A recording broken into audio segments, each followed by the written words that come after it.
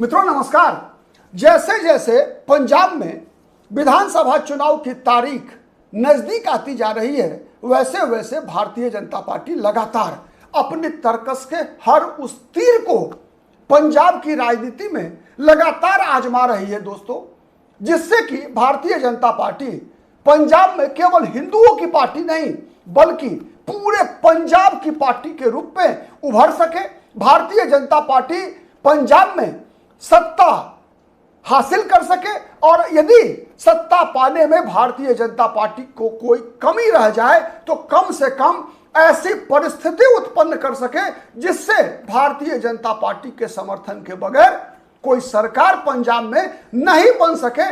ऐसा भारतीय जनता पार्टी लगातार प्रयास कर रही है और इस प्रयास में प्रधानमंत्री नरेंद्र मोदी इस अभियान का नेतृत्व कर रहे हैं। दोस्तों, विगत 5 दिनों के अंदर 17 जुलाई जब प्रधानमंत्री नरेंद्र मोदी जालंधर और चंडीगढ़ के दौरे पर थे, तब से लेकर आज 22 जुलाई के बीच 5 दिनों के दौरान भारतीय जनता पार्टी को पंजाब में 3 ऐसी खुशखबरी मिली है दोस्तों, जिसके बल पर भारतीय जनता पार्टी के कार्यकर्ताओं का हौसला काफी बुलंद हो चुका है। भारतीय जनता पार्टी के कार्यकर्ता झूम रहे हैं। सबसे बड़ी जीत, सबसे बड़ी खुशी भारतीय जनता पार्टी को मिली दोस्तों अबोहर में। अबोहर में पिछले दिनों जब स्थानीय निकाय के चुनाव हुए थे दोस्तों, तो 50 सदस्यों वाली नगर निगम में भारतीय जनता पार्टी के 28 पार्षद चुनाव जीते थे। तरीके से भारतीय जनता पार्टी का मेयर होना चाहिए था, तरीके से भारतीय जनता पार्टी का डिप्टी मेयर होना चाहिए था, तरीके से भारतीय जनता पार्टी का सीनियर डिप्टी मेयर होना चाहिए था। लेकिन आम आदमी पार्टी ने नियमों को शिथिल करके, नियमों की अनदेखी करके जिस प्रकार से स्थानीय प्रशासन के सहयोग से वहां चुनाव कराया, मतदान कराया, विगत 10 जुलाई को आम आदमी पार्टी ने अपना मेयर चुनवा लिया दोस्तों। वहां 10 जुलाई को अपना मेयर गणेश सबलानिया को चुनवा लिया। भारतीय जनता पार्टी मुंह ताकती रह गई। परिणाम आने के बाद जब भारतीय जनता पार्टी का mayor, deputy mayor, senior deputy mayor नहीं चुना जा सका तो भारतीय जनता पार्टी ने करारा विरोध किया और विरोध जब नहीं सुना गया दोस्तों तो बीजेपी पंजाब और हरियाणा हाईकोर्ट का रुख कर ली। वहां पंजाब और हरियाणा हाईकोर्ट की सुनवाई के बाद वहां दोबारा मतदान हुआ। फाजिल्का डीसी के कार्यालय में जब दोबारा मतदान हुआ दोस्तों तो भारतीय जनता पार्टी की पूजा बाधवा मेयर चुनी गई। भारतीय जनता पार्टी के ही धर्मवीर मलकट सीनियर डिप्टी मेयर चुने गए और भारतीय जनता पार्टी के ही दीपक छपोला डिप्टी मेयर चुने गए। यानी आम आदमी पार्टी की जो साजिश थी, आम आदमी पार्टी की जो चालाकियां थी, वो चालाकी धरी की धरी रह गई। और ये संभव इसलिए हुआ कि ये चुनाव हुआ था दोस्तों पंजाब और हरियाणा हाईकोर्ट के मार्गदर्शन में। अगर हरियाणा और पंजाब हाईकोर्ट के मार्गदर्शन में ये चुनाव नहीं होता तो यकीन मानिए आम आदमी पार्टी ने जिस प्रकार से स्थानीय निकाय का चुनाव जीता है, जिस प्रकार की हेराफेरी करने का प्रयास हुआ है पंजाब में, उसमें भारतीय जनता पार्टी का मेयर, डिप्टी मेयर और सीनियर डिप्टी मेयर चुना जाना असंभव था। अदालत से लेकर सड़क तक जो भारतीय जनता पार्टी ने लड़ाई लड़ी, उस लड़ाई को अंतिम विजय भारतीय जनता पार्टी की हुई। इसीलिए भारतीय जनता पार्टी का हौसला पंजाब में बुलंद हुआ है दोस्तों अबोहर नगर निगम पर कब्जा करने के बाद। दूसरा सफलता जो भारतीय जनता पार्टी को मिला दोस्तों, एक तरफ जहां दिल्ली में जंतर मंतर पर छात्रों का आंदोलन चल रहा है, सीजेपी आंदोलन कर रही है, वहीं दूसरी तरफ पंजाब चुनाव से पहले 2022 के विधानसभा चुनाव से पहले जिस प्रकार से 2020 और 21 में पंजाब की राजनीति को किसान आंदोलन के नाम पर गरमाने का प्रयास किया गया था, वैसा ही कुछ प्रयास एक बार फिर पंजाब में शुरू हो चुका था दोस्तों। सरवन सिंह पंढेर के नेतृत्व में, जो कि किसान मजदूर संघर्ष कमेटी के नेता हैं, उनके नेतृत्व में किसान पंजाब से चलकर हरियाणा होते हुए दिल्ली में प्रवेश कर रहे थे। अपनी मांगों के समर्थन में उनकी मांग क्या थी दोस्तों? उनकी मांग थी कि गुरनाम सिंह चरहूनी को रिहा किया जाए जो कि बड़े किसान नेता हैं। साथ ही उस ट्रेड डील को रद्द किया जाए जो ट्रेड डील हुई ही नहीं है। भारत और अमेरिका के बीच जो ट्रेड डील की चर्चा सरवन सिंह पंढेर कर रहे थे दोस्तों, वो ट्रेड डील अभी तक हुई ही नहीं है। और उस ट्रेड डील के विरोध में एक बार फिर से दिल्ली को, पंजाब को गरमाने का प्रयास किया जा रहा था। दोस्तों आपको याद होगा पंजाब में भारतीय जनता पार्टी और अकाली दल का गठबंधन टूटने का सबसे बड़ा कारण था किसान आंदोलन। आज भी कहा जाता है, दावा किया जाता है भारतीय जनता पार्टी के विरोधी दलों के द्वारा कि भारतीय जनता पार्टी से पंजाब के किसान, ग्रामीण आबादी नफरत करती है, भारतीय जनता पार्टी को देखना नहीं चाहती है। ऐसी परिस्थिति में फिर से एक बार 2021 की कहानी दोहराने का प्रयास हो रहा था। लेकिन भारतीय जनता पार्टी की हरियाणा सरकार में मंत्री हैं श्याम सिंह राणा, कृषि मंत्री हैं दोस्तों।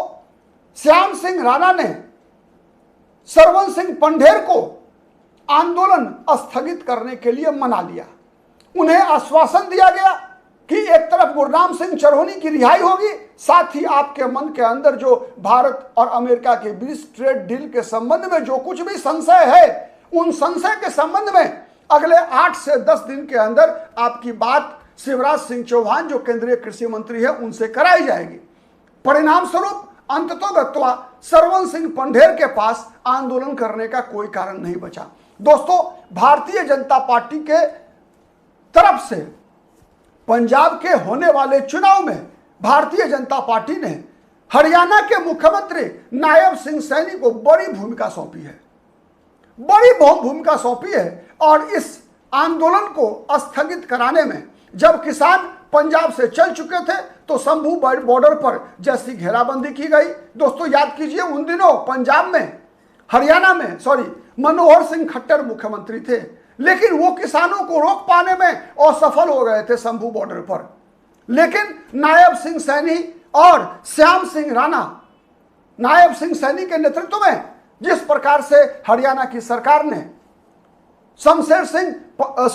सरवन सिंह पंढेर को घेरा, कूटनीतिक तरीके से उनको समझाया, उन्हें आश्वासन दिया, गुरनाम सिंह चरहोनी के रिहाई की मांग मानने के बाद उनको जिस प्रकार से हैंडल किया इस आंदोलन को, उसे भी भारतीय जनता पार्टी के लिए पंजाब विधानसभा चुनाव की दृष्टि से एक बड़ी सफलता मानी जा रही है। दोस्तों तीसरी बड़ी सफलता जो पंजाब की राजनीति को प्रभावित करेगा, जिस कारण से पंजाब में भारतीय जनता पार्टी के कार्यकर्ताओं के बीच खुशी का माहौल है, वो है भारतीय जनता पार्टी के वरिष्ठ नेता हरजीत सिंह ग्रेवाल को सेम उसी दिन जिस दिन प्रधानमंत्री पंजाब में थे, जिस दिन प्रधानमंत्री चंडीगढ़ और जालंधर में थे, जिस दिन प्रधानमंत्री जालंधर में गुरु रविदास महाराज एक्सप्रेस ट्रेन का उद्घाटन कर रहे थे, उसी दिन हरजीत सिंह ग्रेवाल को केंद्र सरकार ने राष्ट्रीय अल्पसंख्यक आयोग का राष्ट्रीय अध्यक्ष नियुक्त किया। दोस्तों हरजीत सिंह ग्रेवाल भारतीय जनता पार्टी के बहुत ही वरिष्ठ नेता हैं।